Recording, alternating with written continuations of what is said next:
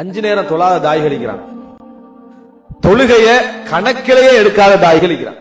வாய் மட்டும் நாக்கு மட்டும் எப்பயும் பேசிக்கிட்டே இருக்கு. சட்டமும் மத்துவும் மித்துவும் பேசிக்கிட்டே இருக்கு. எது இல்ல? தொழுகை இல்ல. ஒரு பிரயோசனம் இல்ல. நாளைய மறுமையில 0.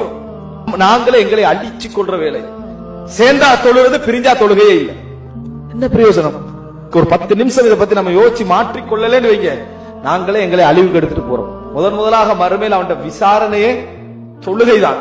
எங்களுக்கு என்னது? அல்ல அதுல்லதி பைனனா உபைனல் முஷ்ரிகீன் அஸ்ஸலா ஃபமன் தரகஹா ஃபகத் கஃபர்.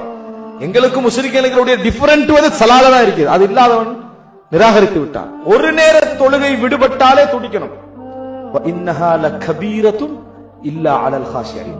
இந்த தொழுகையும் பொறுமையோடு வாழ்றது என்பது இருக்கிறது, அச்சத்தோடு வாழுகின்றவர்களை தவிர மற்ற எல்லோருக்கும் பெரிய பாரமாக இருக்கும் என்று அல்லாஹ் சொல்றான். பாரமாக எங்களுக்கு இருக்குதுன்னா நம்ம வேற எங்கேயோ இருக்கிறோம் அர்த்தம். உள்ளத்துல இருந்து உள்ளத்துக்கு போய் சேரணுமாக இருந்தால் அது எவ்வளவு பெரிய ஸ்பீச்சாக இருக்கலாம், லைஃப்ல இருக்கணும். இல்லாட்டி சேரவே சேராது, ஒரு நாளும் சேராது.